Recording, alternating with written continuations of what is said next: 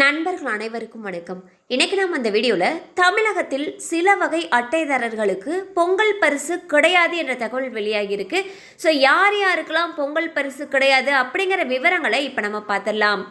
தமிழகத்தில் பொங்கல் பண்டிகையை முன்னிட்டு அரசு சார்பாக ஒவ்வொரு வருடமும் பொங்கல் பரிசு வழங்கப்பட்டு வருகிறது. இந்நிலையில் இந்த ஆண்டு பொங்கல் பரிசு தொகுப்பு குறித்த அறிவிப்பினை அரசு வெளியிட்டுள்ளது. அதில் 1 கிலோ பச்சரிசி, 1 கிலோ சர்க்கரை மற்றும் 1 கரும்பு வழங்கப்பட உள்ளது. இதனை தவிர முன்கூட்டியே திட்டமிட்டு உற்பத்தி செய்த காரணத்தால் வேஷ்டி சேலைகள் அனைத்து மாவட்டங்களுக்கும் அனுப்பி வைக்கப்பட்டுள்ளன.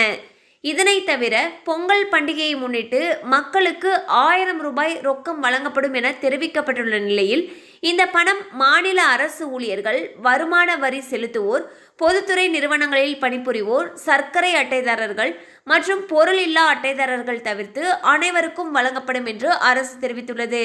ஸோ பார்த்தீங்கன்னா வரக்கூடிய பொங்கல் பண்டிகைக்கு பொங்கல் பரிசு தொகுப்போடு சேர்த்து அனைவரும் எதிர்பார்த்த 1000 ரூபாய் ரொக்க பணம் வழங்கப்படும்னு சொல்லியிருக்காங்க.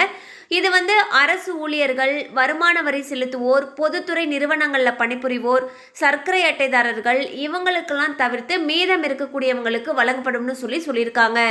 இதனால் பொதுமக்கள் மகிழ்ச்சி அடைந்துள்ளனர்.